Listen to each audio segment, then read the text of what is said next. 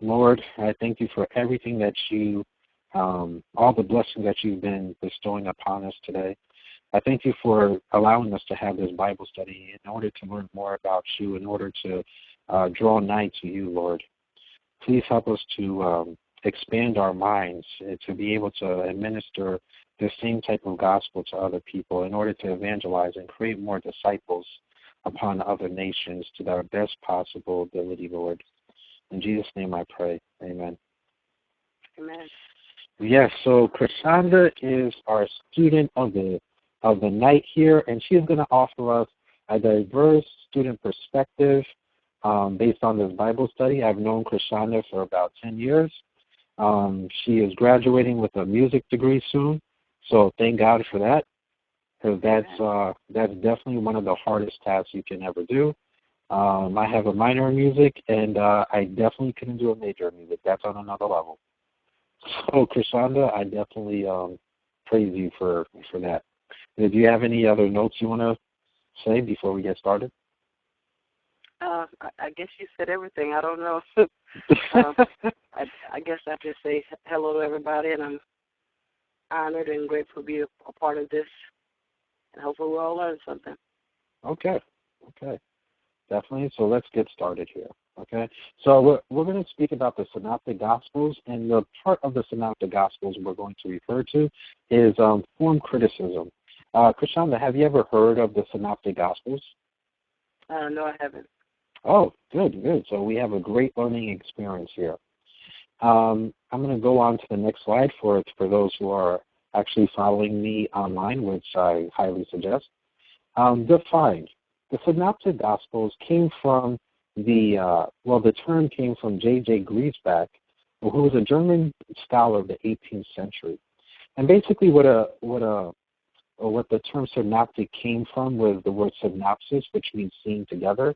And it's chosen because of its high degree of similarity between Matthew, Mark, and Luke. And it separates everything besides the Gospel of John, because when we look at John, we can see that there are dissimilarities in comparison to the other Gospels.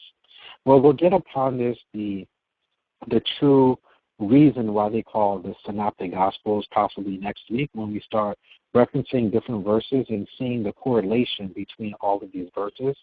But the Synoptic Gospels basically mean Matthew, Mark, and Luke, and they're synoptic because they are so similar together, where they have the same type of parables and sometimes the same type of words, and it seems like the same type of occasions.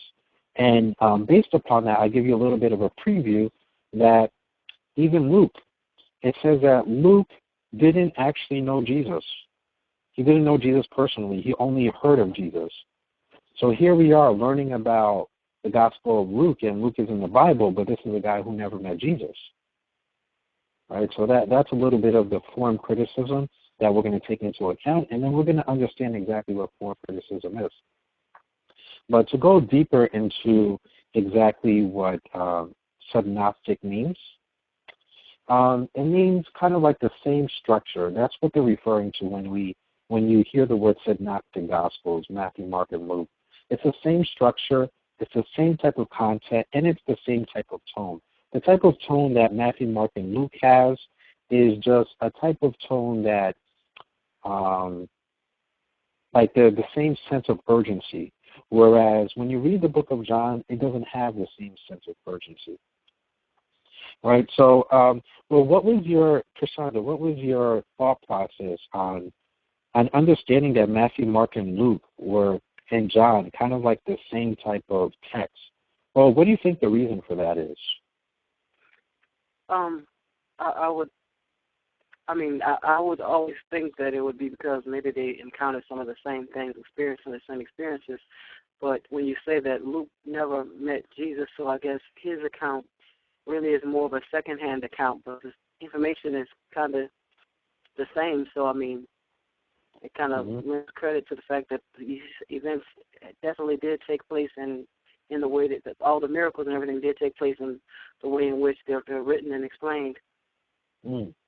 You're right. Actually, since you are a music person here, a music scholar, what would structure mean in music? structure, I guess, would pretty much mean the way that,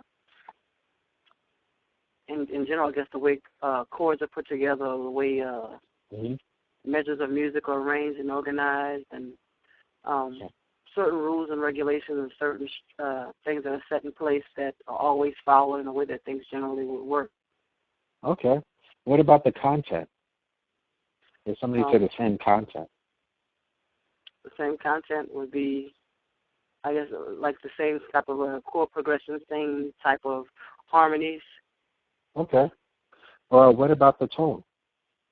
The same tone, I guess, would be music that would evoke a similar feeling, I guess, to the listener or to the player. You know, the ear would pick up on a certain, like if it was music that was happy dancing music, like some of the music from the Baroque period would be, then yeah, you know, it would all kind of stylistically have a same kind of waltz type feeling to it, and you would sense it. So with that being said, if you created a certain type of music and somebody created like the same type of music with your same structure, content, and tone, would you think that there would be some copyright laws, some infringements there, or what? What would be your thought process? Yeah, there would definitely be an infringement. It would depend on, I guess, how close the similarities were. It would depend. You know, if it was maybe a chord or two, then no, okay, it can just be something. Okay, it just so happened you can't have a trademark on a chord. However, you know, a sequence of chords, 3 or 4 measures, a whole phrasing of music that someone has literally just pretty much copied and pasted, you know, listened to it and played it back exactly the same thing, yeah, then it'd be an issue. Wow. You know what? I just thought of something. My thinking is, if I already noted that Luke never met Jesus, right, and he took these accounts from other people, and his book is similar in structure, content, and tone with Matthew and Mark, could we say that possibly that's a form of plagiarism? It could be argued. I guess it could be argued, yeah. Or also another point to consider is that, let's think about this here. Can we say that, okay, remember, I don't know if you've ever heard me talk about the Canaan books. Did you remember me talking about the books of Canaan? I do remember you mentioning it. Okay, so just to refresh our memory, when we speak about the books of Canaan or the canonical books, are the books that have been thought by all scholars and theologians to be inspired books of God, right? And of course, the Catholic version is a totally different version. The Protestant Bible is totally different than the Catholic Bible. So we have different versions of the Bible based on our perception of if certain books are inspired. Now, when we look at the book of Luke, I think we should also question if the book of Luke is actually inspired, because Luke never met Jesus, right? He just took accounts. He just wrote down accounts from other individuals. So I'm going to put it in the frame of mind of you with music. If somebody took kind of like the same type of format of exactly what your content is in your song, the structure of the song and the tone of the song, but you've been inspired to write it, can we also say that they've been inspired to write? I guess it's possible. I mean, if we were in the age where there was no YouTube, but yeah, it could be possible. Well, I mean, I guess that's a question that will always go through loads of debates, because, I mean, when you put it in that form, once we understand the books, that the book of Luke that we'll know in about 6 weeks, that there are a lot of similarities in exactly different types of structures. But let's go on here. So the introduction. We have Matthew, Mark, and Luke. What's similar about Matthew, Mark, and Luke is that their ministry is in Galilee. There's a certain withdrawal to the north, meaning that they started spreading the gospel up north. Most of their ministry is in Judea. No, actually, most of their ministry is in Galilee. They just stepped foot a little bit in Judea. They reference the final ministry in Jerusalem, and they have a lot of teachings with that may be short, but with intense type of actions, usually with miracles or with powerful sayings, which usually kind of shuns everybody from even speaking.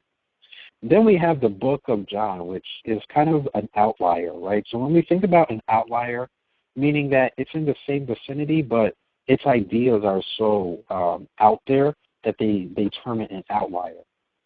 So the book of John, most of it is about the ministry in Judea. There's very little sequential events happening there because it's not stating a lot of the things that the Synoptic Gospels usually say. The focus was on Jesus' ministry in Jerusalem during his periodic visits in the city. And I guess what's weird by scholars on this account is that there's no exorcisms, there's no parables, and there's no sending out of the 12 as far as the disciples in order to develop Christianity in other nations. Okay, what are the occupations of these four gospel artists, right? These gospel scholars. We have Matthew. He was a publican, or in that time we also term him today as a tax collector. What's very unique about him is that he was well educated. He knew how to write and wrote in several languages, and he knew arithmetic. Right. So, Krishanda, what do you think is the reason why we may actually, let's think about a painting, for instance, right? Or even let's put it into your terms with music.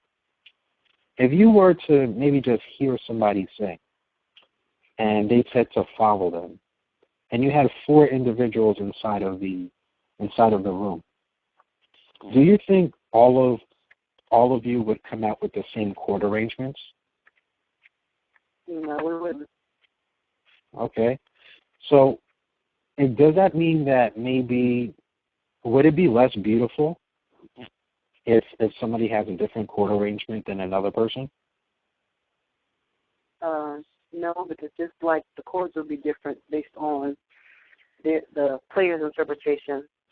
Okay. The appreciation would be different based on the listener's interpretation. Okay.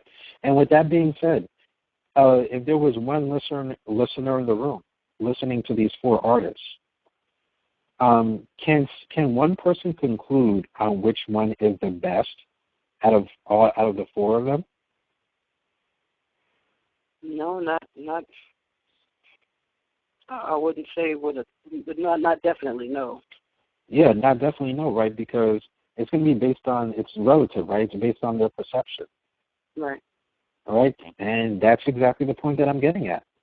So it's kind of like the same thing with music, whereas the reason why we have four different gospels is because it's illustrating four different types of perspectives. You know, you and I, we're different individuals. You may read Matthew and say, man, I really like the tone of Matthew.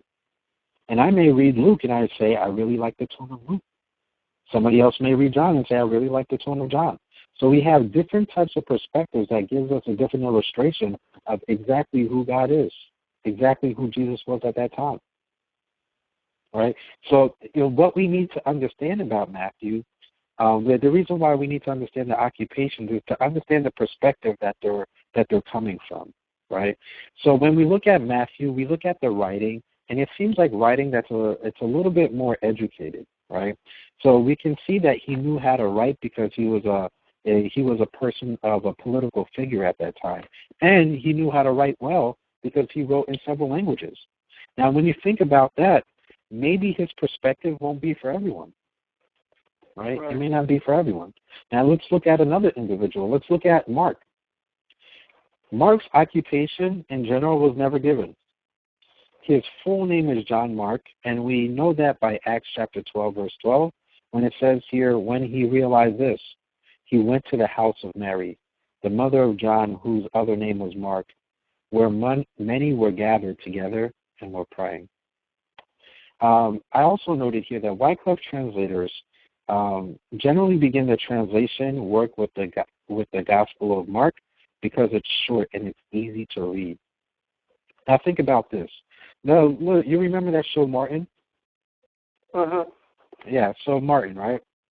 What was the tall guy's name? Is that Tommy? Tommy. Yeah. Did Tommy have a job?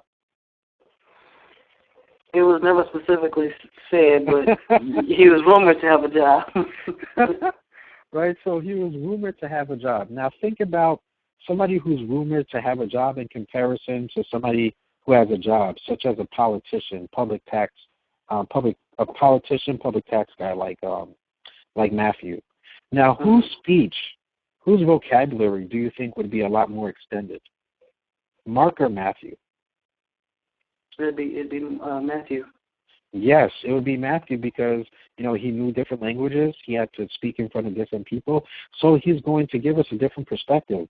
Mark in general, because the occupation was never given, maybe he really wasn't working like that, right? And because of that, maybe because of his education level, he made his book easy to read.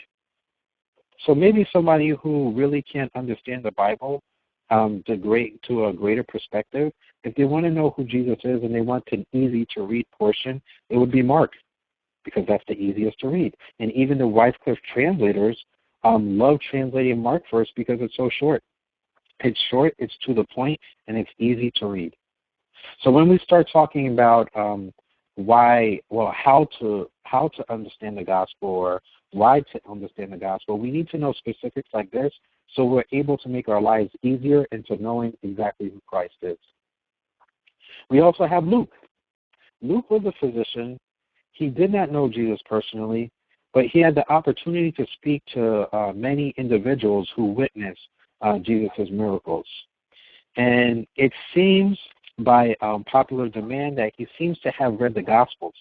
So in this account, when we reference your music, for instance, it's kind of like somebody hearing your music and then playing like the same thing, and then they said that they made it up themselves.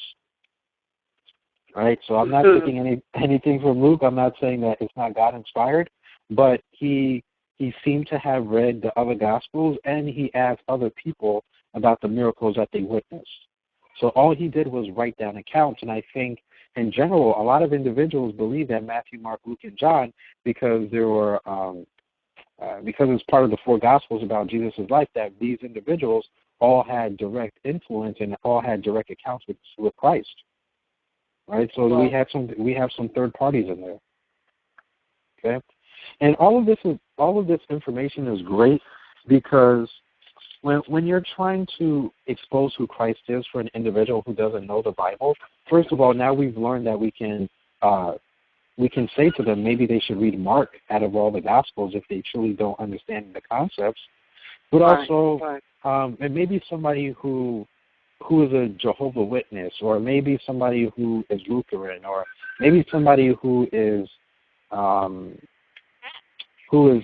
Hindu, right? They're going to have a different perspective of who Jesus is or who God is. Based on that perspective, we're able to give them some historical value and some historical truths that would allude them to believe maybe what was written is true. Now we're going to look at John, for instance. John's occupation was a fisherman. But I think there's something questionable here. Have you ever heard that John was Jesus' beloved? Yeah, I think I heard something about that at some point. Okay. And we have here, I'm going to read you as you can see based on your screen as well, but for the listeners on the line.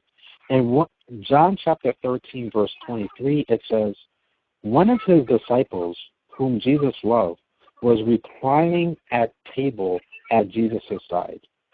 The next one is in John chapter 19, verse 26, and it states, when Jesus saw his mother and the disciple whom he loved standing nearby, he said to his mother, woman, behold your son. The next one is in John chapter 20, verse 2, which reads, so she ran and sent to Simon Peter and the other disciple, the one who Jesus loved, and said to them, they have taken the Lord out of the tomb, and we do not know where they have laid him. Okay. So now using your critical analysis, Krishanda, do you believe that John was Jesus' beloved? If somebody were to come up to you of a different faith and say to you, Was John Jesus' beloved? What would you say to them? I would say no. Okay. Why would you say no? Because even though, I heard, like I said, I've heard people say that was the case based on that scripture. Upon kind of really reading and kind of looking at it and understanding, I guess I lean more toward thinking that pronouncement that he made, saying, "Mother, behold thy son," was more of a thing of knowing that he would be leaving from the earth, and so maybe I think that what it was more of was him taking the steps to have John to look after to say that basically John would be like a son to his mother once he was gone, and Mary would be like a mother to John from that, I guess. That's what I kind of had studied and learned, and what I believe that it must be. That's a diverse new perspective, and actually I never thought of that. You're absolutely right. Looking at John chapter... It seemed that it was a presentation, and it's like they knew each other already, so why was it even necessary? Yes. Yeah. Actually, I'm going to give you another perspective. I have two perspectives on this. One perspective is that if you're think about if you want to be with Jesus so bad, right? He's your best friend. You know he's the Son of God. You know that he can do anything. Wouldn't you want to create this aura of being connected to him, right? Even if he's not your best friend, you would want to say that that's your best friend. Jesus, I don't care. You are my best friend. We are best friends, okay? And you are taking me with you to heaven. Okay, so we have that perspective, as well as when we look at exactly where these quotes are from, they're from the exact book that John wrote, right? So to kind of allude to you're the favorite and you're the only one saying that you're the favorite, it kind of sounds a little bit fishy. Right. All right. Again, I don't have all the answers. I'm not saying that I know all the answers, but at the same time, if somebody of another faith were to present us this type of information, we need a backup plan of what we're going to say.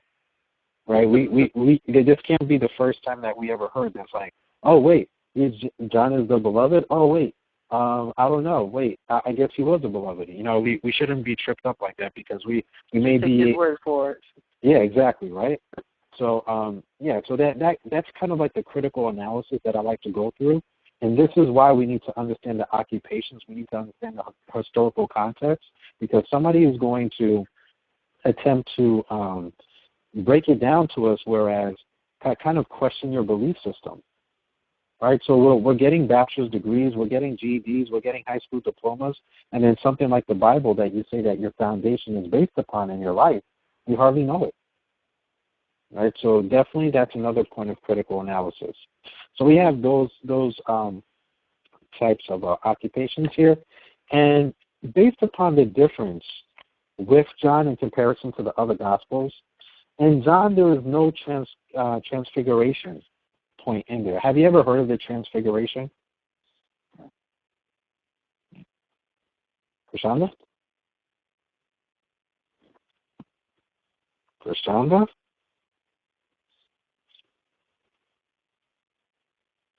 Hello? Okay. Well, maybe we lost her here. But, okay, we have the Transfiguration. Okay? Based on the Transfiguration, I'm going to give you some perfect examples of exactly what I'm referring to when I say the Transfiguration. In Matthew chapter 17, verse 1 through 9, the Transfiguration is based on these types of references here. I'm going to be running the references with this in Matthew chapter 17, verse 1 through 9, the Transfiguration. And after 6 days, Jesus took with him Peter and James and John his brother, and led them up a high mountain by themselves. And he was transfigured before them, and his face shone like the sun, and his clothes became white as light. And behold, there appeared to them Moses and Elijah, talking with them. And Peter said to Jesus, Lord, it is good that we are here. If you wish, I will make 3 tents here, one for you and one for Moses. One for Moses and one for Elijah. He was still speaking when, behold, a bright cloud overshadowed them, and a voice from the cloud said, This is my beloved Son, with whom I am pleased. Listen to him. When the disciples heard this, they fell on their faces and were terrified. But Jesus came and touched them, saying, Rise, and have no fear.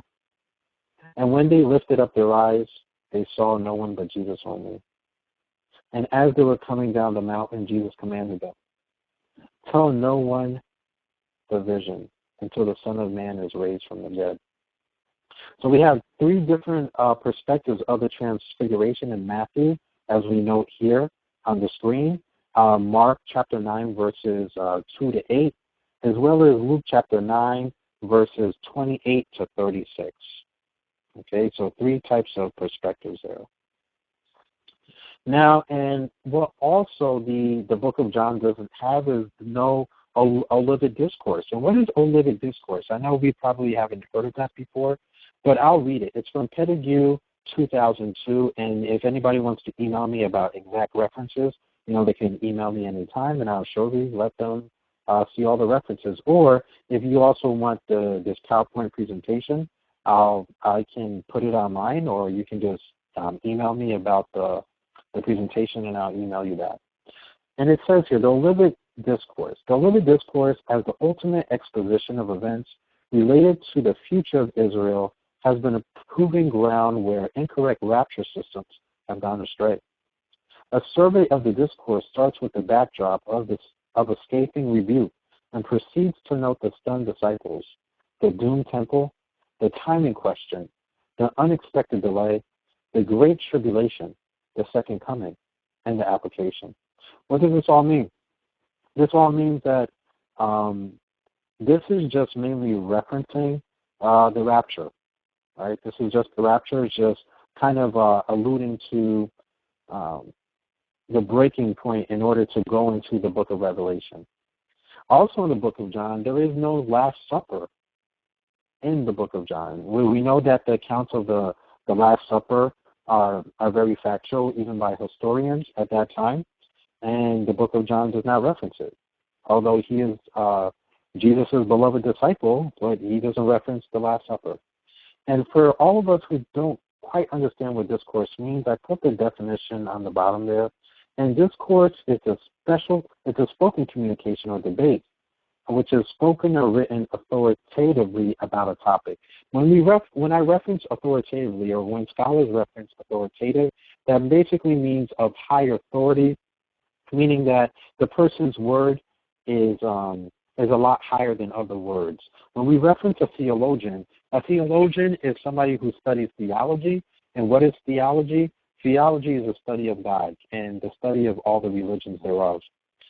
With that being said, for somebody to have authority as far as the words that they say, it means that it has great power. They've trained for this. A lot of people respect their point of view.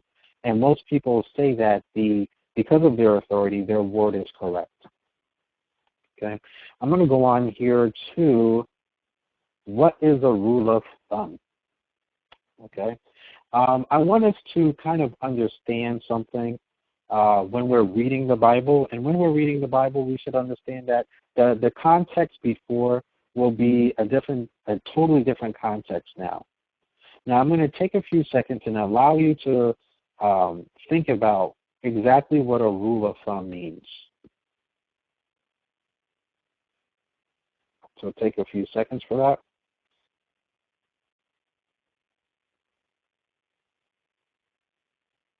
Okay. I'm going to go on to the next slide.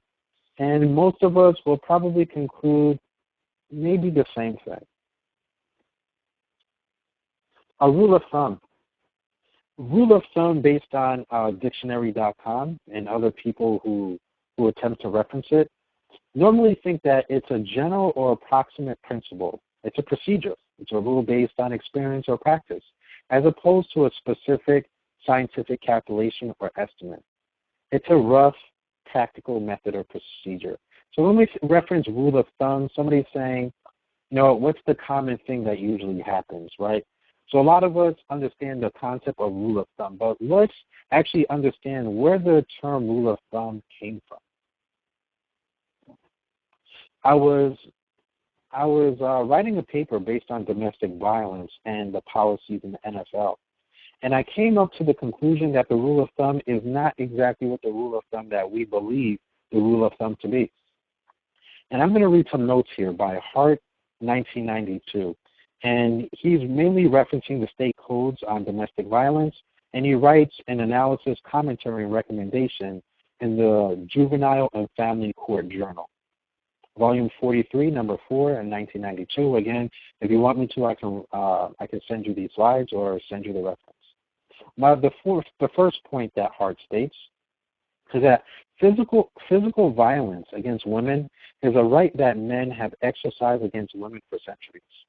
In fact, the concept of abusing wives has its root in the late 15th century. He also states that in his document called Rules of Marriage in the late 15th century, he states, when you see your wife commit an offense, don't rush at her with insults and violent blows. Scold her sharply, bully and terrify her. And if this doesn't work, take up a stick and beat her soundly. For it is better to punish the body and correct the soul than to damage the soul and spare the body. Wow. So this is 15th century. This was common British law, where they're basically saying that when your wife commits something that you rather have not wanted her to do, you can scold her sharply, you can bully and terrify her, you can strike up a certain type of fear within her. But he further explains where the term rule of thumb comes from. So I stated here, Hartford explains the term rule of thumb, which comes from British common law, permitting husbands to beat their wives with a rod no thicker than their thumb. Okay? And what does this all allude to? I'm alluding to all of this because no matter what, we need to understand the history of the context of the scriptures. Without understanding its history, it's impossible to understand exactly who Jesus was or exactly what he went through at that time. So now we have something new, a different type of perspective of how we should view the Bible. We should look at its historical context. We should look at different points of view. So Matthew, Mark, Luke, and John are giving us different points of view. And we should use scholarly writings just like how we would research anything. When you're in college, maybe the professor says to write a paper.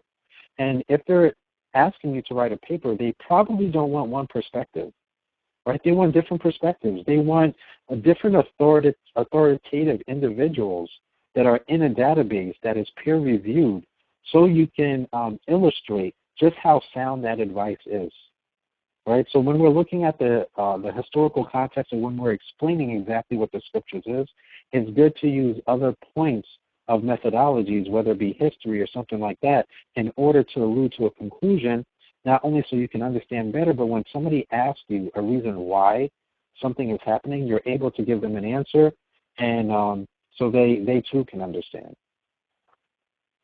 Now let's go through different points here. There's oral traditions. This week we're going to mainly follow form criticism. In other weeks to come, we'll speak about source criticism and redaction criticism. So what's form criticism that we're going to go over today? Form criticism focuses on the period of oral transmission. So at the time of Jesus, there was a lot of stories just said orally, right? A lot of things weren't written down. And we have source criticism, which we'll reference next week. Focuses on the way different literary units were put together to make up the Gospels. So how did we come up with this connection? How did we come up with the content? How did we come up with the structure of these Gospels? And we have redaction criticism, which focuses on the literary and theological contributions of the authors of the Gospels. Okay. Now, let's get down to the form criticism. It was first applied to the Old Testament, and it was first started by Herman Gunkel. And other scholars that we should also note that came after Gunkel is Karl Ludwig Schmidt. He was a German Protestant theologian and also New Testament professor. We have Martin Dibulus, who is a German theologian, New Testament professor, who believed that the Sermon on the Mount that Jesus spoke about, it was impossible to live up to. So that's one of the things that he refuted, although he was a New Testament professor at a seminary. We have Rudolf Bultmann. He was a German Lutheran theologian, also a New Testament professor, and he believed that it only mattered that Jesus existed, preached, and died by crucifixion, not all the things in between his life. So he didn't really focus on all the life things. He said that whatever happened within his life, it really doesn't matter. And we have we have Vincent Taylor, who was a Methodist biblical scholar and theologian, and he was a principal at one of these universities, which is a high-ranking, probably a provost or president, and he was also a New Testament professor. And why do we need to understand the background of these individuals? Because we need to understand the point of view that they have. Think about the point of view of Obama from somebody who's Republican in comparison to somebody who's Democrat. It's going to be the same person that they're evaluating, but there's going to be two different types of views based on all the perspectives. So that's why we're looking at all these individuals, because these individuals have authority and they're different types of texts, because all of them have been New Testament professors at some point at reputable institutions. And I kind of gave you exactly what their background was, where I said German Protestant for Smith. I talked about Martin. He doesn't really claim a religion that I've researched, but he's a German theologian. We have Rudolf Bultmann, who claims to be Lutheran, and we have Vincent, who claims to be Methodist. So all of these individuals are giving us different perspectives. And with that being said, let's understand to a greater perspective of what form criticism is. Basically, these form critics, as referenced on the prior slide, form critics believe that the earliest stage of Christianity was set in the process by which the Gospels came into being. And this is just the oral stage. And back in the early times of Christianity, again, most of the things were passed down orally. The second point that we need to consider is that form critics believe that early Christians remitted the words and actions of Jesus by word of mouth for a considerable length of time. What does this mean? This means that the individuals who attempt to understand the form of the Gospels are saying that Christians usually played around with the words a little bit that Jesus stated, that maybe some of the things he really didn't say, and they added in their own little parts. Okay. The third point to consider is that 2 decades or so afterwards, the material began to be put into sources. 2 decades. That's at least 20 years. Therefore, maybe their thought process is that maybe 20 years later, after you've been memorizing it, maybe it's not exactly the gospel as we believe the gospel to be. You can think about the telephone game. The telephone game, if anybody has ever played that game, you'll remember that in the telephone game, whatever you tell one person, by the time you get to the 20th person, maybe there's a different message there. Maybe by the 30th person, when it goes to 30 years, it's a totally different message. Maybe by the 100th person, it's a totally different message. But there's things in during that time that make us allude to that may not be true. Maybe there were still sound sources at that time.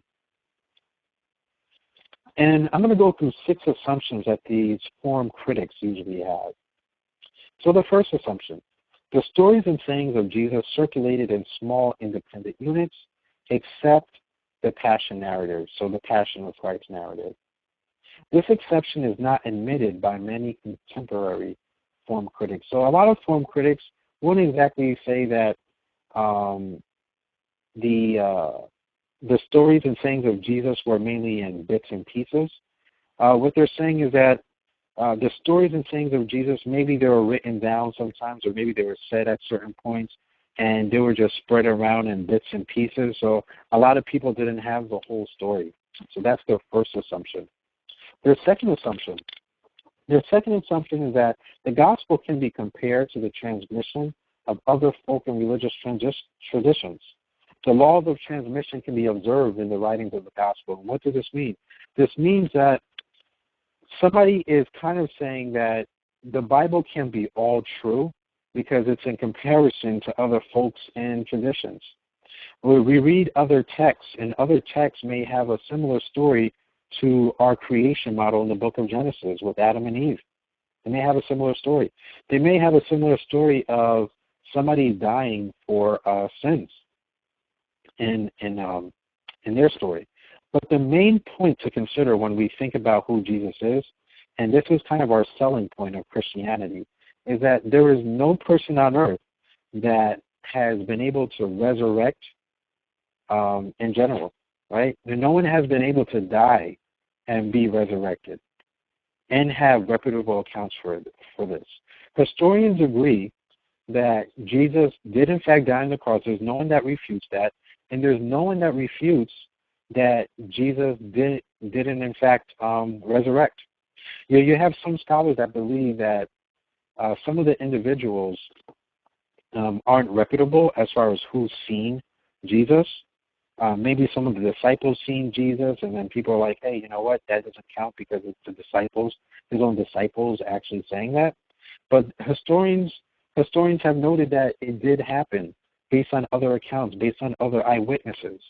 So if somebody's asking you the difference between Christianity and other religions, your clear answer is going to be there's only one guy on this earth that's been able to be resurrected. No one else has ever done this based on historical context and also based on the scriptures. But if you don't want to reference the scriptures, you want to use other sources, you can find other sources. What's the third assumption? The third assumption is that the stories and sayings of Jesus took on standard forms. When they mean by standard forms, they mean that it took on the traditions of the settings in place at that time. What they're referencing is that some of these stories about and sayings about Jesus might have been switched around to fit the needs of people around that time.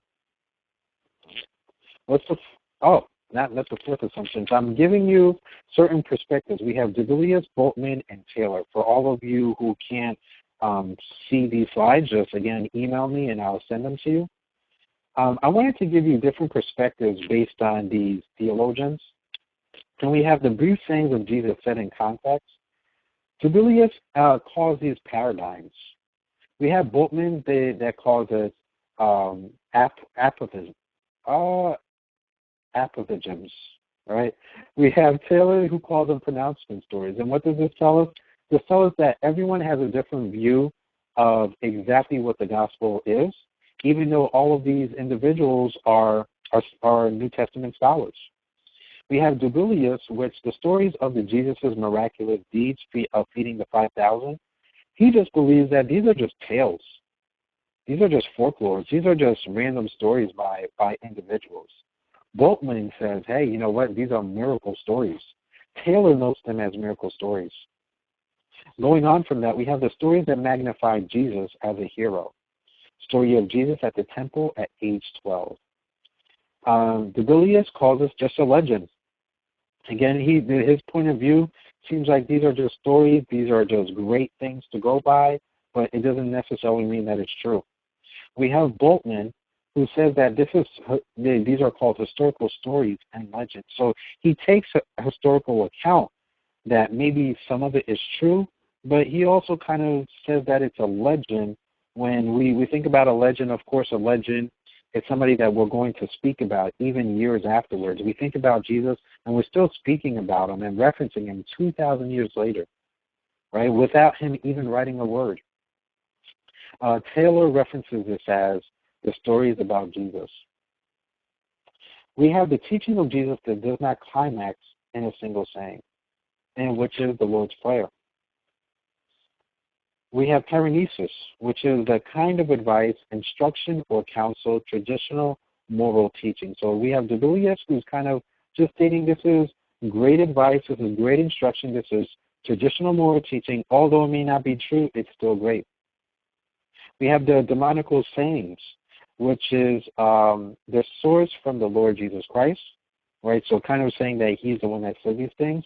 And Taylor references this as sayings in parables. So we need to understand scholars. These are leading scholars. So when you're having discussion with other individuals who don't know exactly who Christ is, but who may understand history to a greater context, we can allude to these individuals and reference back to them so we can have better conversation, so we can exude exactly who Christ is.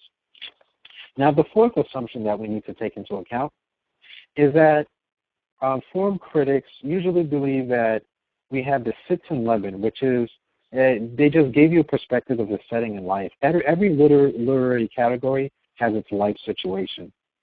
So they believe that these life type of situations within the Bible were purposely set up to help the people out at that time. Do I believe that it was there to help out the people, the individuals of that time? Of course, it was there to help out the communities of that time, but also not only in their town, right, but also in our time, right? When I reference in their town, meaning in their setting, being able to be relatable, but I think God, the God that we serve so much, the God that we love so much, is able to use that same context from before and make it applicable today in today's situation. So even 2,000 years later, where all of these principles are still applicable. We have the fifth assumption that they have, which is the early Christians put the material in certain forms. They also assume that the Christians modify the activity to fit its own needs in situations. The form critics differ widely over the degree to which the early church modified and created gospel material. Do I believe that some of the writers had a say in the text? Absolutely, and this is why we have different perspectives, where we have Paul, who wrote 13 books of the Bible, 14 if we count the book of Hebrews, which some scholars note that he may not have written, where we have different individuals preaching the gospel or writing the gospel to give different perspectives and maybe to bring people to Christ. When we think about teachers in our lives, maybe the teachers in our lives, maybe you may like one and somebody may say the teacher isn't so great. We all have different perspectives, but there's going to be that one teacher that kind of brings us to our next level. Does that mean that they do that for everyone? No. Right, but we need different perspectives, and that's why it's great to have two parents in a household.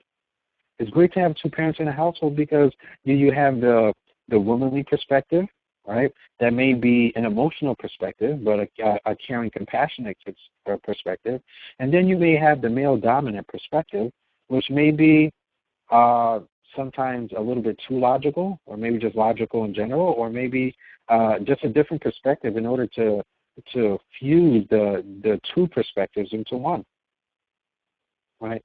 So Boltman, the modifications were huge. He believes the modifications in the Bible were huge, that the text that we see today is very much so switched around than the thoughts that we have orally, the things that were transmitted orally.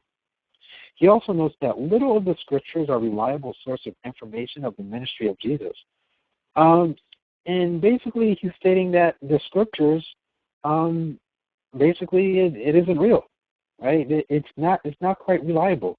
Let's go on the prior slide and see what he really thought about the scriptures. Boltman, as we see it in the middle there, he said there are just stories. He named things miracle stories. He said there were historical stories and legends. So maybe he didn't have like a diversified view or a belief that whatever Jesus is written about Jesus is the true Jesus of what historians will say. We have Taylor, who mainly said the arrangement of material is influence. It's influenced by so many individuals. It may be influenced by rabbis. It may be influenced by Jewish tradition. Okay. What's the sixth assumption? The last assumption that they have is they used certain criteria to determine age and historical trustworthiness of pericopes. And what are pericopes? I stated here that pericopes are an an extract from a text, especially from the passage of a Bible. So when we reference the word pericopes, if anyone has ever heard of it, it's just a reference from the Bible. And the sixth assumption, they also assume that people in general lengthen their stories. They add details to them. They conform more and more to their own language, and they generally preserve and create only what fits their own needs and beliefs. Now think about this, and I will say if this were to be true, then to me there would be no reason to actually claim Christianity as much, because if we're lengthening stories, if we're adding all these details to them, if we're conforming more and more just for it to fit our own language, and generally preserve and create things that fit our own needs, then these are basically your own views. And from that perspective, then maybe they're not too inspired anymore, because you're infusing your own type of views on everything. So when God gives you something, instead of maybe writing down exactly the perspective that He gave you, you're kind of trickling down and going through politics in your mind and saying, you know what, I'm not going to put that because that one doesn't sound too sound. So what they're referencing, these form critics are saying that the original Gospels weren't as long as they are right now. And because what we've done is added more details into it. And I think we've all noted individuals like that, where they like to over-exaggerate a story. And once people start over-exaggerating a story, we don't usually take into account a lot of the things that they said. It's kind of like crying wolf. So I don't believe that the Bible in general would be allowed to cry wolf. And once you start crying wolf, then you lose a lot of individuals. So these miracle accounts in the Gospels is absolutely true. A lot of scholars who don't believe in Christ will note that it's true, right? But we need to know this information. Again, if somebody were to ask you, is the original text of the Gospel exactly what it is, then maybe we can have a good dialogue as far as the lengthening of the stories or different examples about adding details and what that does. And also in reference to that, just because you add details doesn't necessarily mean that it isn't true. Right? I'm just giving you a lengthened detail. Maybe I'm saying that my mother went to the store. Maybe I know a little bit more information than her just going to the store. Maybe I can influence the situation to make it more descriptive, meaning I'm going to say my mother got into her car. She turned on the key. She backed up out of our driveway. She went to the stoplight. She made a left, then she made a right. I could be a little bit more descriptive. Am I lying because I used more description? Absolutely not. She still went to the store, but I'm giving you a little bit deeper context to the reason why or how she went to the store. So lengthening the stories I could completely understand, because it doesn't necessarily mean that the stories were a lie. Okay. The next point to consider with the sixth assumption is that form critics believe that the gospel was, again, shorter and lacked details. It contained Semitisms and what are Semitisms based on the Semitic view of people of that time.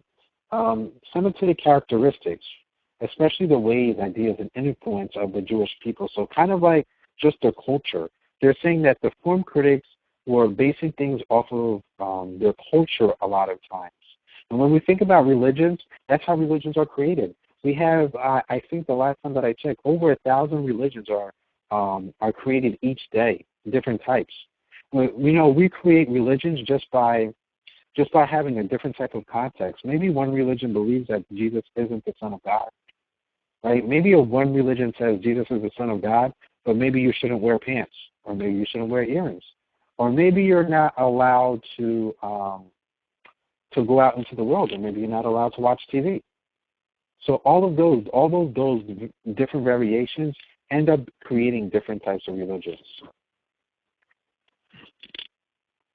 Okay, our next points to consider with the sixth assumption is that form critics also believe that the Gospels were dissimilar. they state to eliminate things that were unlikely to be introduced in the early church. They're stating that the people who wrote the Gospels usually eliminated a lot of things that other people weren't really going to like. When I think about, say, writing a paper, you're writing a paper in order to give it to one of your professors or one of your teachers, right? And you may have a lot of views on exactly what the subject matter is. And because you may not get the A on the paper, or because, you know what, it may not be the best paper in the classroom, or maybe the best paper in the classroom will win an award. But instead of putting your real views or what somebody told you to put down, instead you eliminate things and you introduce things that would be generally acceptable. Right? So this is exactly what the form critics are stating, is that a lot of these individuals that wrote the gospel were just changing things in order to conform to what the early church was saying to them. Right? Another point to consider is that it's critically assured. There were a certain number of sayings that adhere to Jesus' sayings. When you think about quotes, once you start reading the Bible, you kind of could figure out if something somebody says sounds scriptural once you start really reading it like that and studying His Word. It's kind of like knowing your mother, or knowing your child, or knowing your partner.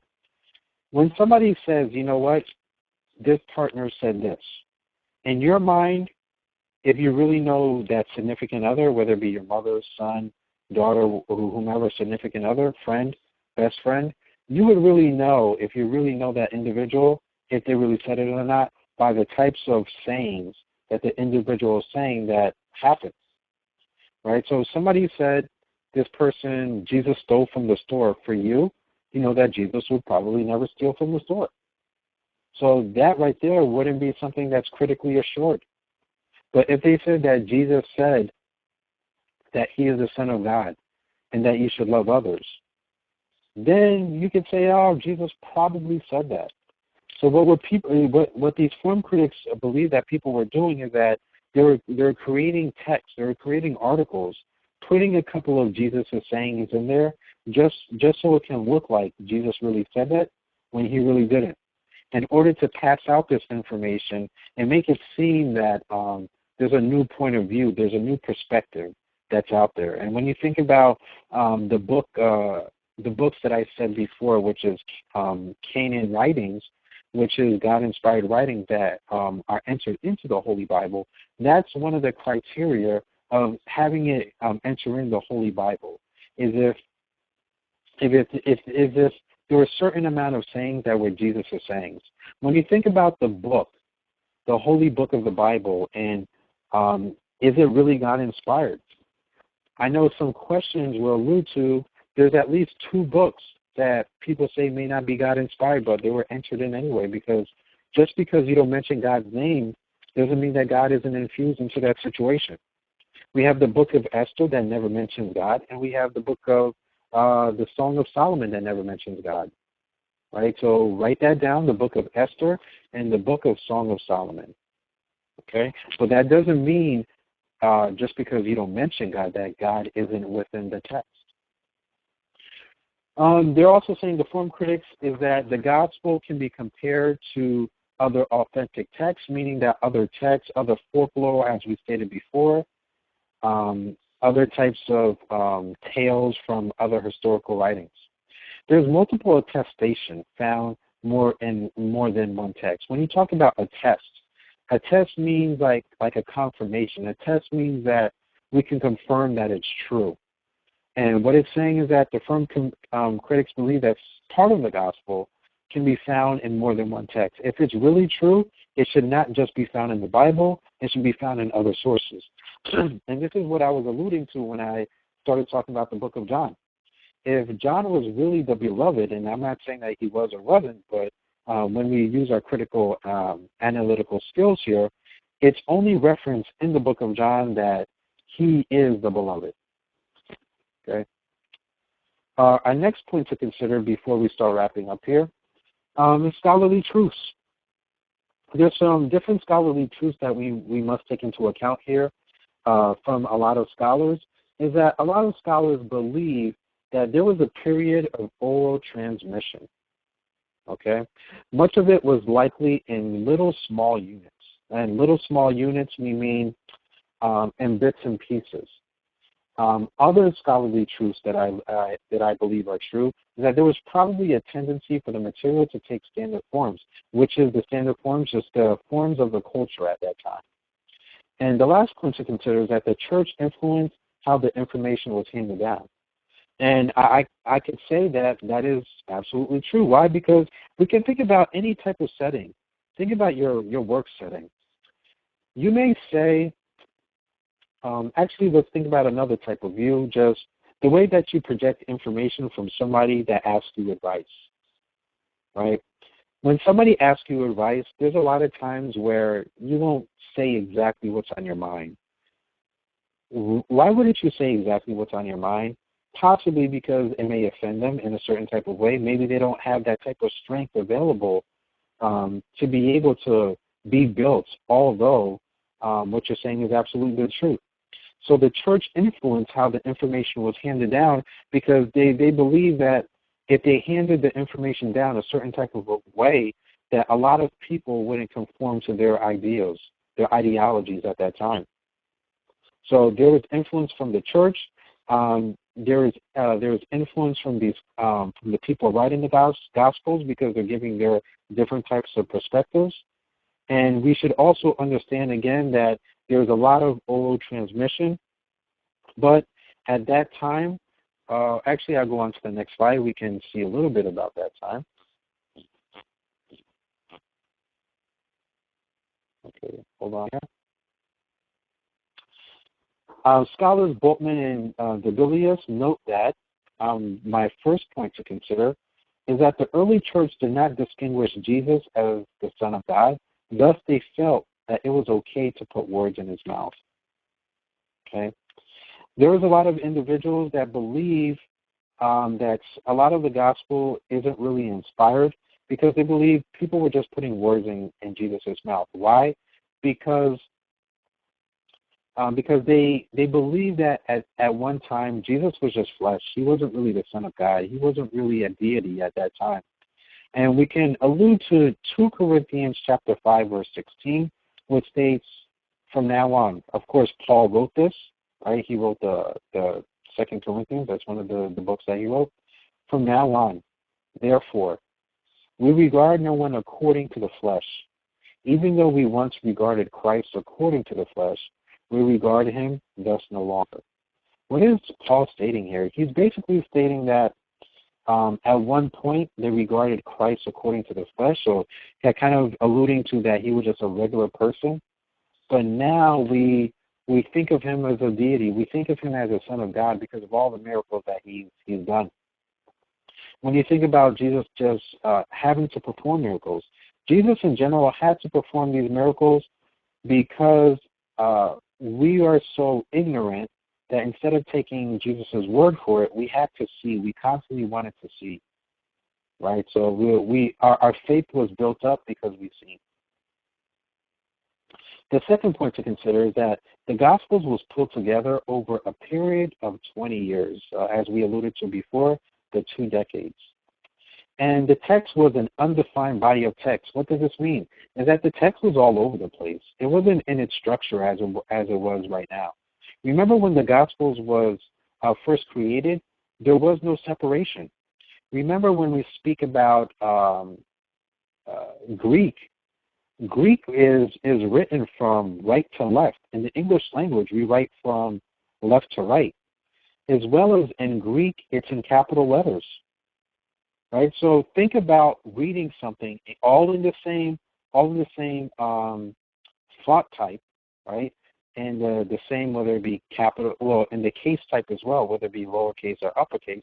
In this case, uppercase. Think about trying to decipher uppercase letters from right to left, right? It's very difficult, which is the reason why we have these scholars who kind of form the text for us. They structured the text for us so we can have a better understanding of what it is. At one point, they just separated the text, and then another individual, I forgot the name of the individual, there's past Bible studies, we talked about it, where he's the one that separated it into chapters, and then we had another person that separated it into verses. Right? So when it alludes to undefined body of text, it was just a text all over the place until we found structure within that text. And also to note, the rabbinic literature never pulled together anything resembling the Gospels. So they had a body of text that also wasn't too clearly defined. But a lot of scholars often note that the rabbinic literature is often true. So that means that our text can also be true. And the other point that we must consider is that oral transmission does not always mean lengthened. The problem with all of these theologians is that they allude to one thing and then they just run with it. We hear from Bultmann and Dubilius that sayings do not claim authenticity but surety. Right? So what they're alluding to here is that the sayings do not exactly mean that this is exactly what this person said, but you can be sure that it doesn't mean that they're lying about the subject matter. Okay? And what they say is that just focus attention on the principles at hand. The moral values learned, the moral traditions learned at that point. Just focus on what Jesus said. Don't worry about all the other stuff, right? So focusing on Jesus said, what's in the quotation marks are very much likely the exact words of what Jesus said. Okay. The next point to consider, this is almost our last slide here. We have scholars Bultmann and Dubilius state that form critics write as though there were no eyewitnesses to conform accounts. What they're saying is that a lot of these critics are saying that the Bible may not be true, but we have other eyewitnesses to confirm a lot of these accounts. We have historians that would rather not be Christian and don't believe that Jesus is the Son of God, but they will claim that there was a resurrection, that there was a crucifixion, that there was a death because of other individuals, right? So we look at Josephus and other prior Bible studies. We look at all of these historians, and they are confirming that Jesus did die for other sins. And we can even look at the Book of Quran, right? The Quran literature, the Holy Quran, says the same exact thing, where Jesus' name is referenced about 25 times. Okay, we have form critics underestimate the degree to which first-century Jews would be able to memorize information and transmit information. What I mean about that is that right now we live in an age where we don't do a lot of memorizations. I think about the GPS, for instance. I remember a time where I was attending class at this institution in New York, and it was very far, and I didn't know my way around, so I was constantly using my GPS system. After a few times, I said, you know what, I'm never going to learn this route unless I take away the GPS. So I was relying on the GPS in order to kind of find my way, where right now, whenever I go to that institution, where I attend that institution, I don't use the GPS because I wasn't relying on that anymore. And back at that time, in the early Christian years, there was a lot of information that was just memorized. Okay, based on the culture that we have now, there's a lot of memorization that we don't do, but memorization was a part of the first century Jewish society. It was common for an individual to memorize whole books. Why? Because maybe they don't have time to buy any books or have those books.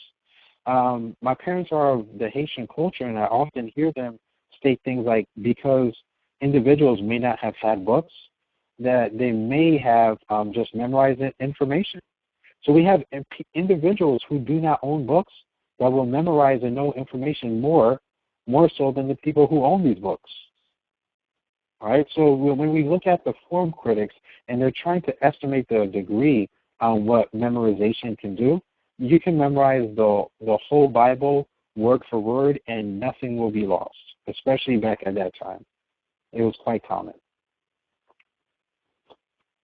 Okay, so what's the conclusion here? The conclusion here that we need to understand is that I'm not saying that the Bible is not true. I'm not saying that we should question every single little thing.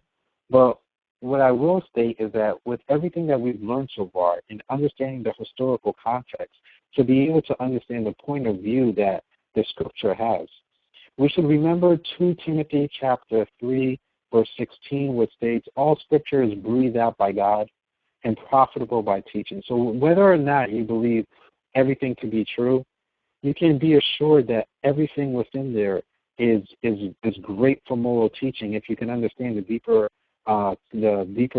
aspects of the context of exactly what's being said of all of these parables, right? All of these hyperboles, all these questions that Jesus points out. So all scripture is breathed out by God and profitable for teaching, for reproof, for correction, and for training in righteousness. Okay? So now I'm going to open up the lines, and if anybody has any questions for me, I'm going to answer it. So again, I am going to unmute us, and anybody can ask me any type of question they want. All right, so hold on here. You are now unmuted. Yes, so now we're all unmuted. Does anybody have any questions?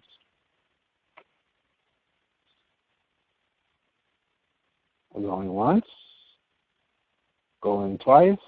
It's okay to ask me on the phone, because normally a lot of people email me, but I could answer, because I know that sometimes we're embarrassed to maybe ask something that maybe seems obvious, but we're all here to learn. All right, so, but whatever you believe is really obvious that you may not know, may not be so obvious, and maybe another individual has the same exact question, or maybe I have that question. Okay? So I'm going to mute us back so we can pray out. You are now muted. Okay, now I'm going to just have an ending word of prayer. I thank everyone for being on the line today. And again, you could email me if you want any of the slides or just have a conversation about any of the topics here. I don't know what happened to Cassandra. I guess she lost signal over there, but I think we should have all learned at least one thing. My goal every week is that everyone should at least learn at least one thing. I think you probably learned a lot more than one thing, but there is a minimum here, right? So I thank everyone again for being on the line, and if you liked it, you can tell other people about the Bible study, and we can have just great fun just learning about exactly who He is, right? So, Father, I thank you for this opportunity to be able to share the gospel, share exactly who you are with other individuals on the line. I thank you for these individuals on the line sacrificing their time in order to learn more for you, Lord, in order to create an opportunity so that they can proclaim and illustrate exactly what the Great Commission is, as referenced in Matthew chapter 28, verse 19 and 20, Lord. That we start to create more disciples, that we begin to educate our minds to a deeper perspective to understand who you are. Understanding who you are will help us draw nigh to you, Lord. I thank you for any knowledge that you bestowed upon me today and help me to continue to learn who you are and have that same thirst to educate your people, Lord. I thank you for Krishanda, who was on the phone in the beginning of the conversation, and I thank you for the time that she had available, and hopefully next time she'll be able to have more time with us on the phone. And again, Lord, I thank you for these individuals on the line. Please bless their hearts. Please bless their minds. Please help them renew their minds because you see them trying to know more about you, Lord. In Jesus' name I pray, amen. Okay. I thank you all, and I'll see you again next week. Again, you can register the same type of way, whether it be on my website or another direct link, but you can go on the Bible study tab of my website, ProfessorPhanor.com, and you should be able to log in. Well, register to be able to log in next time. All right? So, see you all next week. Good night.